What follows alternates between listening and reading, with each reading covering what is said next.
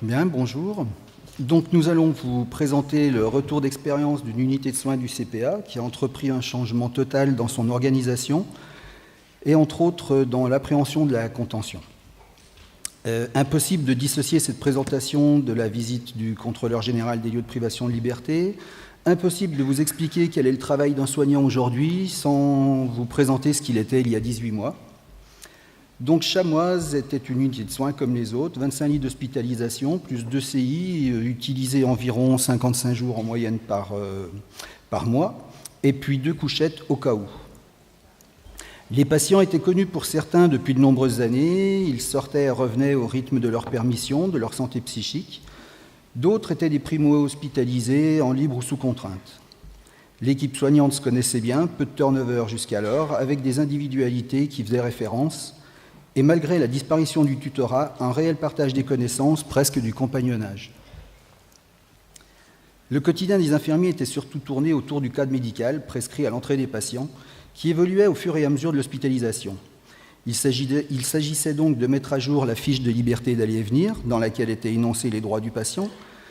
Cette fiche impliquait d'autres fiches de contrôle, où il fallait cocher si tel patient avait pris son téléphone portable, si la première fiche le lui autorisait, avec ou sans carte SIM, s'il était sorti dans le parc, à partir de quelle heure, pour combien de temps, s'il avait eu ses cigarettes, combien, s'il avait rendu son briquet à l'heure du repas ou à l'heure du coucher, si son inventaire avait été fait, si on lui avait donné son linge ou si une période d'observation prescrite dans la fiche des libertés d'aller et venir impliquait qu'il soit en pyjama prêté par l'unité.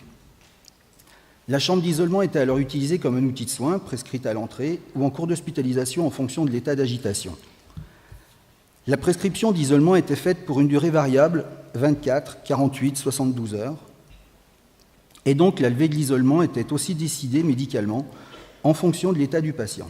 Il était possible que cette prescription se fasse en chambre d'isolement porte ouverte pour une période d'évaluation. Il était aussi possible que les admissions se fassent directement en CI en fonction du contexte. Les soignants faisaient apparaître leurs observations dans le dossier de soins informatisé, plutôt bien utilisé d'ailleurs, même si les comptes rendus d'entretien médico-infirmiers étaient réalisés principalement par les infirmiers. Par contre, pas de projet de secteur, pas de projet d'unité, des réunions d'équipe infirmière, mais pas de réunion institutionnelle, ni de rapport annuel de secteur.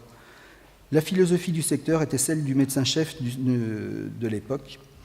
Chacun la connaissait et faisait en fonction aussi bien en intra qu'en extra-hospitalier. Mais en 2016, donc, le contrôleur général des lieux de privation de liberté fait irruption dans le paysage paisible du CPA et pointe des dysfonctionnements institutionnels qui constituaient pour partie les fondements de son organisation. Pourtant, à Chamoise, des changements étaient en cours. L'équipe soignante commençait à écrire un projet de soins, s'autorisait à penser différemment et un peu plus fort, notamment à l'idée d'ouvrir la porte de l'unité. Puis en février, une patiente d'un certain âge est annoncée agitée, opposante. Elle est admise en chambre d'isolement, contenue aux 5 points. Et donc, vous avez entendu tout à l'heure dans le reportage photo réalisé par Sylvie, le témoignage autour de cette situation où une infirmière et une aide-soignante ont pris sur elle d'ouvrir la chambre d'isolement. Cette situation a été le point de départ d'une nouvelle dynamique à partir de laquelle l'équipe s'est autorisée à gérer l'isolement et la contention. Donc aujourd'hui, où est-ce que nous en sommes ? L'unité chamoise a ouvert sa porte d'entrée en juillet 2016, après avoir dissipé ses craintes plutôt facilement. Nous nous sommes engagés dans une logique d'ouverture, un peu poussée par une situation paradoxale, qui cristallisait un petit peu toute l'impuissance de l'équipe soignante autour de l'utilisation de la chambre d'isolement. Une décision par défaut, qui se répétait depuis nombreux mois et n'apportait aucune amélioration pour un patient classé parmi les inadéquats d'une unité d'entrée. Ce patient était sorti d'un lieu de vie suite à un désaccord entre sa mère et le médecin de l'institution dans laquelle il vivait. Face aux difficultés quotidiennes au domicile, la décision de s'orienter vers un placement en CHS s'est imposée et le patient est entré à Chamoise. Il avait une prise en charge rythmée par des soins de nursing importants et des accompagnements chronophages. Les relations avec la famille n'étaient pas toujours faciles. La maman était vécue comme très intrusive, remettant en cause des décisions cliniques, notamment le traitement. Elle était propriétaire d'un camping-car qu'elle stationnait sur le parking de l'unité. Le secteur est très étendu, donc elle avait trouvé, elle, cette solution pour éviter les trajets et optimiser ses temps de visite. Et c'est en incluant cette maman à la prise en charge et en lui proposant d'utiliser le camping-car comme une sorte d'hôpital de jour que nous avons envisagé les soins autrement que par la contention lorsque la situation était trop difficile avec la maman ou avec l'équipe. Elle pouvait ainsi passer ses journées avec son fils dans l'unité ou alors dans le camping-car et s'appuyer sur l'équipe et l'unité en cas de difficulté. Puis les entretiens ont évolué eux aussi et pouvaient s'envisager hors d'un bureau, lors d'une marche dans le parc par exemple. Puis nous avons réussi à utiliser ce lien intrusif fut un temps pour aller vers une alliance thérapeutique. Cette ouverture s'est aussi tournée vers d'autres unités qui proposaient des temps d'activité adaptés, donc abandonner la logique de secteur pour celle des soins individualisés en s'appuyant sur d'autres ressources que celles internes à l'unité, au secteur, à l'institution. Le projet soignant a été écrit, des activités sont en place sur proposition des soignants, mais aussi des étudiants qui passent en stage. Certaines sont programmées, d'autres s'organisent en fonction des disponibilités de chacun. On essaye de partager les compétences et les moyens au-delà des secteurs pour une séance de méditation dans une unité ou d'un projet de jardin collectif partagé avec une autre. Un comité de vie sociale animé par des soignants, aussi la directrice qualité, certains patients, des représentants d'usagers a ouvert ses portes dans les locaux de l'espace des usagers, lui-même animé par 3 jeunes en service civique, aussi impliqués dans les actions menées par Culture et Santé. Nous avons essayé aussi de leur donner la parole aux usagers. À Chamoise, nous avons mis en place un groupe qui s'appelle Cause Café. Y participent les patients qui le désirent, les soignants, ASH, secrétaires, cadres, médecins, psychologues, assistantes sociales. C'est un endroit d'échange autour de la vie de l'unité. Le cadre de l'unité l'appelle le baromètre. Arnaud vous en parlera un peu plus tout à l'heure.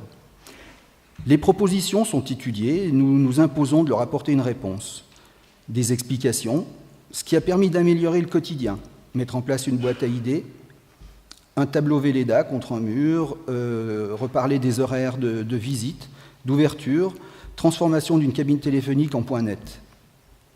Les infirmiers gèrent les temps d'isolement, qui ne sont plus prescrits en si besoin et pour des périodes de 24 heures, pas plus. Il ne fallait pas ouvrir pour ouvrir, mais proposer autre chose, chercher en équipe l'accompagnement qui ferait que la chambre d'isolement ne serait plus nécessaire.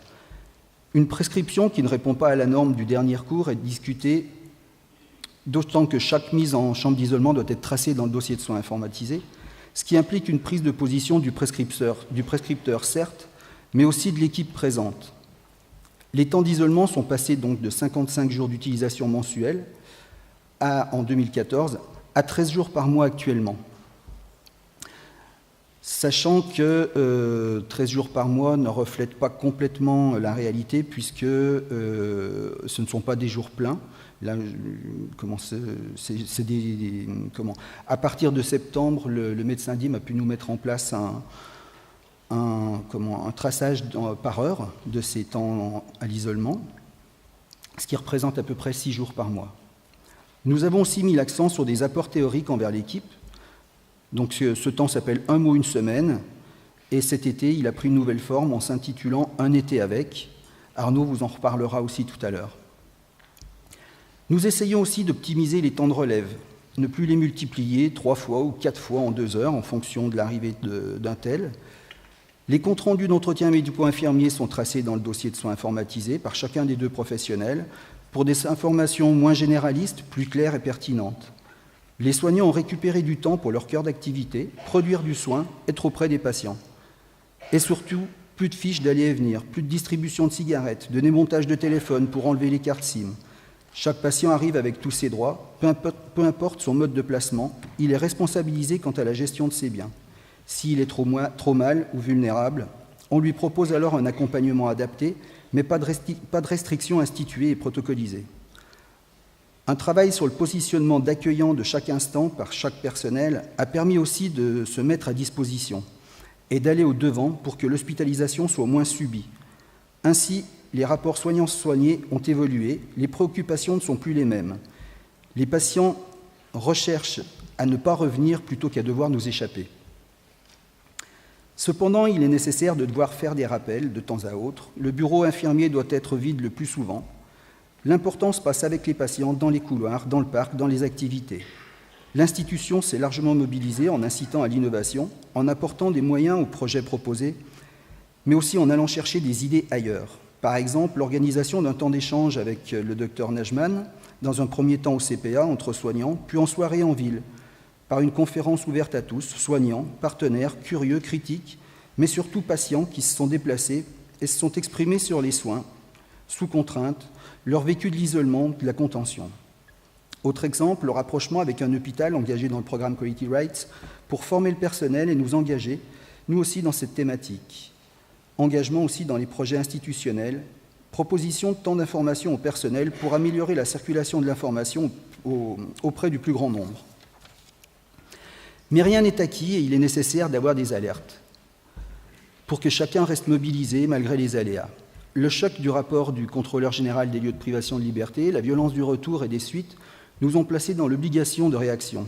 L'interdiction à l'immobilisme avec le devoir de s'impliquer, d'assumer ses choix devant ses collègues, les patients, les familles et soi-même. Enfin, nous nous sommes rendus compte que l'ouverture nous a entraînés d'un projet vers un autre, en passant à chaque fois à une étape supplémentaire. La dernière expérience d'ouverture était de réaliser une fresque sur un mur du réfectoire, accompagnée par un artiste. Culture et santé entraient dans une unité de soins. Nous avons donc ouvert l'activité à tous. 55 patients y sont passés, une dizaine de soignants et 5 personnes de Bourg ou des environs au courant de cette initiative sont venus aussi pour mettre leurs pattes sur la fresque. Et pour terminer, comment passer à côté de l'accueil d'une photographe en immersion totale dans l'unité de soins de psychiatrie? Qui l'aurait imaginé il y a 18 mois? Qui aurait osé le proposer au temps des fiches? Merci.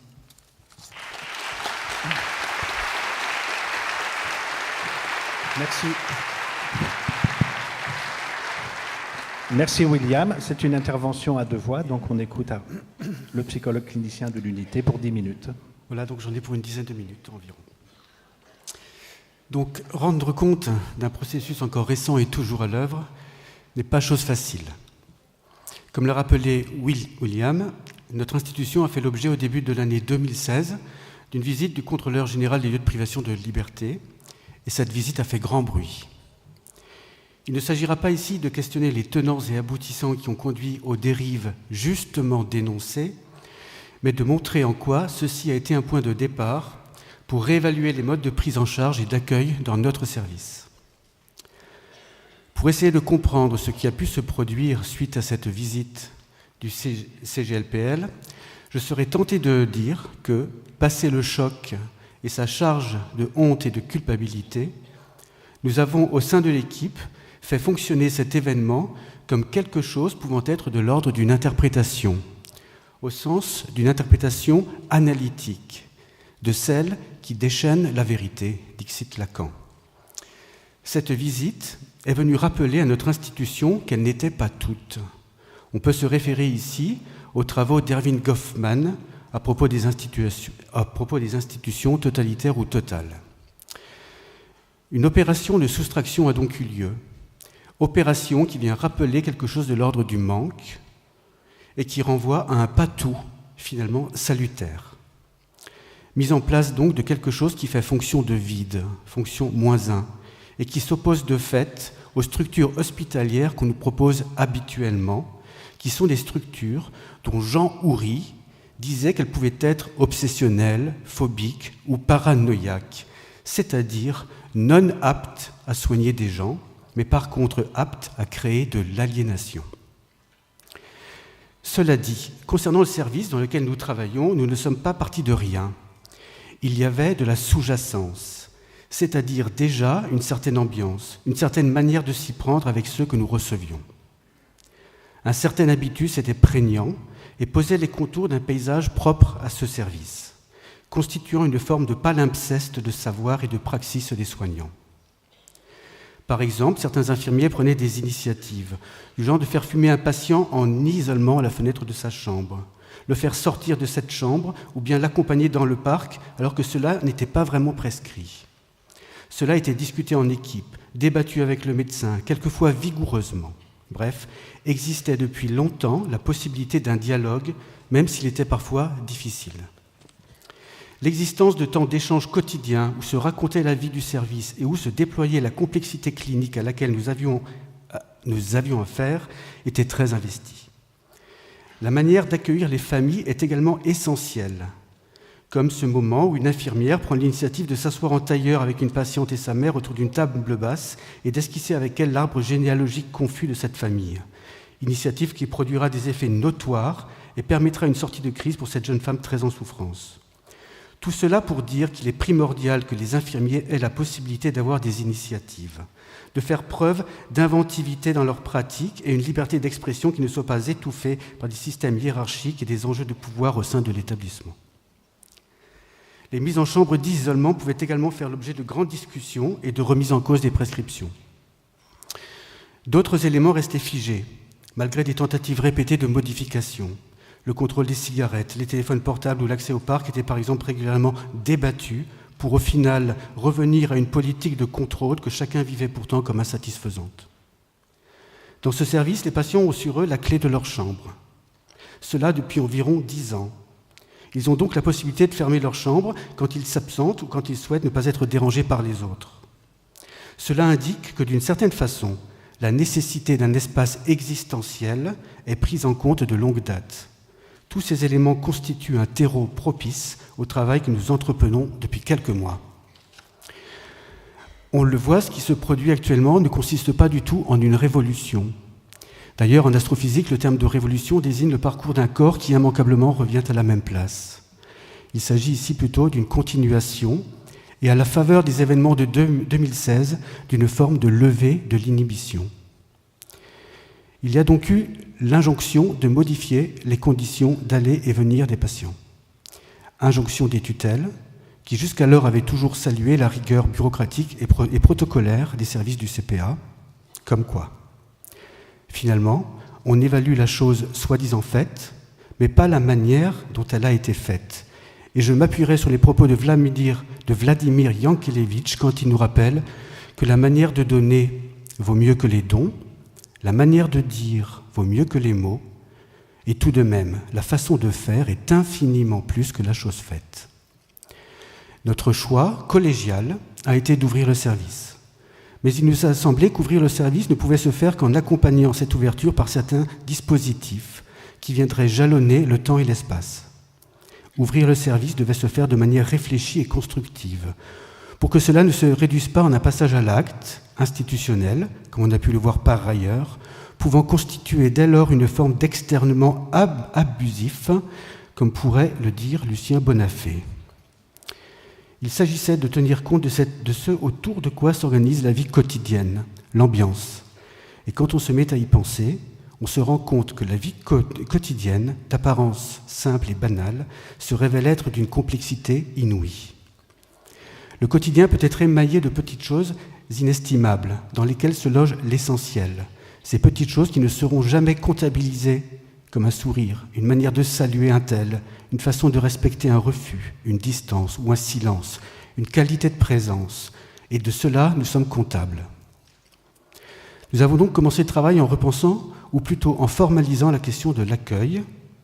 Il ne s'agit bien entendu pas de l'accueil administratif, mais de ce qui peut relever de cette dimension dès l'entrée d'un patient dans le service. La première chose mise en place a été une modification des conditions d'entrée, un détail en fait. Jusqu'alors, en général, le patient arrivait dans le service accompagné par un ou deux soignants du service des urgences psy de l'hôpital qui faisaient une rapide relève des éléments dont il disposait. Pendant ce temps, le patient attendait dans une salle de visite attenante au bureau infirmier. La décision a été prise de ne plus faire attendre la personne hospitalisée et de détacher immédiatement un soignant qui se charge de lui montrer sa chambre et de lui faire visiter le service. On tente ainsi de prendre en compte la dimension possiblement traumatique de l'hospitalisation qui peut être renforcée par ce temps vide passé seul dans une salle vide. Cette notion d'accueil est active bien au-delà du moment de l'arrivée et se décline finalement dans ce que l'on pourrait nommer un accueil au quotidien. Il consiste en une certaine disposition d'écoute, une certaine sympathie, dirait Jean Houry. Il s'agit en tout cas d'une position subjective au plus proche de l'autre, en tentant de respecter la distance qui lui est nécessaire. Et cette distance n'est bien sûr pas la même pour tous. On devine ici que ce que nous essayons de mettre au travail dès l'arrivée d'un patient relève d'une clinique du cas par cas et orientés par le transfert. Une autre chose mise en place a été un groupe de parole ouvert à tous. Une infirmière a proposé que ce groupe se nomme Cause Café. Il a lieu tous les lundis matins de 9h à 9h30 environ. Sont conviées toutes les personnes qui interviennent dans le service à quelque titre que ce soit. Les personnes hospitalisées, bien sûr, les personnels présents, quel que soit leur statut. Infirmiers, aides-soignants, ASH, psychiatres, étudiants, secrétaires, assistantes sociales, psychologues. Avec l'idée que chacune d'elles est porteuse d'un certain coefficient de fonction soignante. Ces réunions sont l'occasion de débattre de la vie dans le service, dans tous ses aspects, aussi divers soient-ils. Les activités qui ont eu lieu ou qui sont programmées en interne ou dans d'autres structures de l'hôpital, l'état de la vaisselle, la qualité des repas, la diminution de la taille des petits pains, la difficulté à prendre un traitement, les éventuels conflits entre personnes, les premières impressions en arrivant dans le service, la douleur du vécu dépressif, l'horaire du prochain groupe méditation, etc. Elle se caractérise également par des effets directs et rapides sur l'organisation concrète du quotidien. Mise en place également d'un temps d'élaboration conceptuelle, c'est-à-dire métapsychologique, où une fois par semaine, nous explorons avec l'équipe présente un concept, un terme, du jargon, et à partir de ce qu'il fait surgir, nous essayons de parler des situations cliniques que nous rencontrons. Il peut s'agir d'un terme de diagnostic, d'un concept psychanalytique, d'une notion philosophique, etc. Durant l'été, s'inspirant de France Inter, on a changé la formule et c'est devenu un été avec Jean Houry, avec la lecture de quelques textes. C'est l'occasion aussi d'explorer donc d'autres strates de la sous-jacence, celle qui est constituée par un ensemble d'écrits, de courants de pensée qui nous ont précédés et que nous pouvons mettre au travail pour essayer de comprendre ce à quoi nous avons affaire cliniquement et institutionnellement, où l'on voit également que cette idée d'ouverture n'est pas une nouveauté, loin s'en faut. Une autre chose consiste en la mise en place de toute une série d'activités, jeux, sports, dessins, esthétiques, etc. Certaines sont très organisées, comme le photolangage par exemple, d'autres plus techniques, comme la sophrologie, d'autres sont plus éphémères et peuvent surgir à l'occasion. Ce qui nous semble plus important, c'est que ces moments constituent les supports à partir desquels va s'articuler un certain champ existentiel et dialogal, à partir duquel peut se construire un lien social aussi ténu et précaire soit-il. Il s'agit de permettre le surgissement de mini-institutions qui ont pour fonction de mettre en place des conditions nécessaires, mais pas toujours suffisantes, pour que quelque chose advienne. La possibilité d'un dialogue, le surgissement d'une trouvaille qui détermine une rencontre et en fait une rencontre possiblement instituante. C'est là le cœur de cette démarche, établir les conditions favorables pour que quelque chose se produise pour ceux et celles que nous recevons. Il convient donc de générer la possibilité de l'hétérogène, de travailler des notions comme les entours, c'est-à-dire l'ambiance, le contexte, mais aussi le nécessaire décloisonnement, autant de termes qui désignent la possibilité d'émergence d'une fonction phorique, opérante et soutenante. Il s'agit donc d'ouvrir le paysage et laisser apparaître la possibilité pour chaque sujet de trouver son rythme, son élan retenu. Pour cela, comme le dit Jean Houry, s'inspirant d'un poème de Francis Ponge, je le cite, « Une disposition architectonique est nécessaire pour que puisse se manifester le rythme-présence de la vie quotidienne, présence au sens de Heidegger, laisser advenir. La déclosion, comme la rose de Ronsard, proche de la présence, du paraître du retrait. La déclosion est ce qui doit être préservé, menacée qu'elle est par le fatras des préjugés, des protocoles d'examen, des ordonnances de toute nature. Ça peut être la manifestation fragile d'un désir lointain, la preuve de l'existence d'un par-l'être, d'un sujet en souffrance. Un par-l'être tissé depuis des millénaires par des ficelles de signifiants, de paroles. Il entre là, même s'il ne dit rien, il est là. Et s'il se met à parler, ça voudra dire toujours bien plus que ce qu'il dit. Mais il y aura toujours des lointains qui resteront obscurs, opaques. Autrui est là avec une part de lui-même complètement méconnue de lui-même et encore bien plus de l'autre. Nous avons affaire à cette opacité d'autrui et notre travail est de respecter autrui, d'être plus proche pour saisir sa singularité, savoir où commence son opacité, l'intraversable. C'est cette opacité qui modifie le paysage et je rajouterai qui nous transforme. Merci.